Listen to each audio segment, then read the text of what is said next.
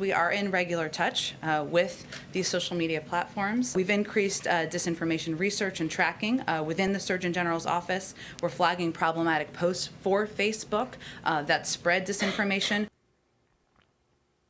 Unbelievable. The White House now saying that it has been working directly with Facebook to flag COVID-related posts that the Biden administration deems, quote, problematic. In a statement to Fox News, Facebook says we permanently ban pages, groups, and accounts that repeatedly break our rules on COVID misinformation, and this includes more than a dozen pages, groups, and accounts from some of the individuals referenced in the press briefing today. But the backlash was swift. Republicans call it a violation. They accuse the White House of using big tech to suppress free speech. Private for-profit corporation can make its own decisions, but when it's doing that in collusion with government, it starts to look to me an awful lot like a First Amendment violation. But what they're seeking to do is take away your First Amendment rights and have a thought police or a language police. We need to realize that doing away with the First Amendment is one of their goals. This kind of coordination between big government and the big monopoly corporation, boy, that is scary stuff, and it really is censorship. Emily, my mouth dropped open when I heard this quote from Jen Psaki, because the Trump class action lawsuit is alleging that big tech has essentially colluded with government and become a quasi-government actor. And I got to tell you, the Trump lawyers had to have been celebrating, toasting champagne when that was admitted from the podium.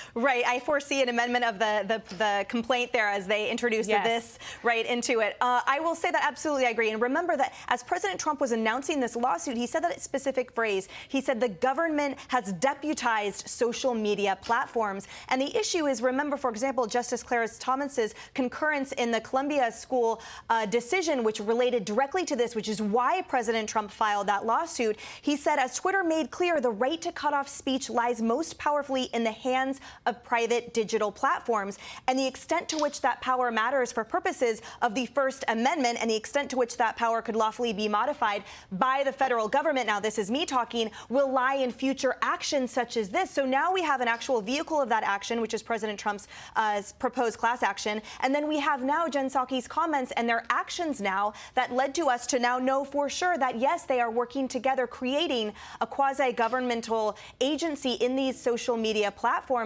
And remember, too, that the power to cut off this speech that the justice was talking about, it's not only the facts themselves and that dissemination, but it's also the public reaction to it. And those two things are equally important here. That's right. It was a stunning admission, Tommy. Jen Psaki saying we're in regular touch with social media companies. This, of course, as Fauci had been emailing with Mark Zuckerberg about a coronavirus database. It was called a coronavirus information hub. I believe you've been a victim of social media suppression, Tommy. Yeah, and the thing that the narrative that's coming out from the Democrats now is that they're just taking down information that is misinformation, that it is misleading. But I can tell you this, I posted a clip on Facebook that was from my final thoughts that I do daily on Fox Nation. And the clip was simply this: vaccination is a personal choice and no one should have to lose their job because they choose not to get vaccinated. Now, Facebook took that down and flagged it and said that it was against their community standards for misleading information that could cause potential harm or danger. Again, if telling people that vaccination, which is voluntary, by the way, if telling people that that is a personal choice is what they consider misinformation, and that was well before what Jen Psaki said yesterday, boy, we've got a lot of problems on our hands here. And this is what happens: controlling the narrative, controlling the conversation, controlling the information. If the kiddos out there are wondering how communism starts, bingo, here it is.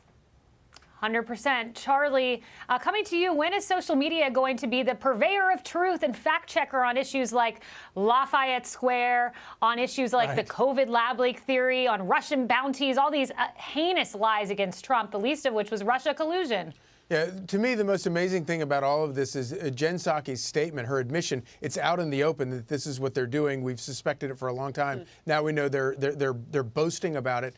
Came on the very same day that the WHO issued a statement saying that actually maybe they reacted too quickly to suppress information about on the lab leak theory a year and a half ago.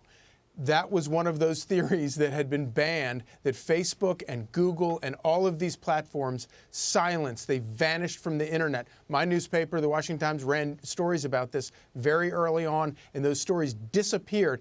And I look back at that and I think about how many lives might have been saved if they hadn't vanished that information from the internet. Amazing. Really quick, Harris, because producers are saying we got to run, but any thoughts? Look, the Surgeon General floated out his advisory, right? And as part of that, it's a suggestion to big tech that they adjust their algorithms to look for where they think we're making mistakes. Just marinate on that like chicken for a minute.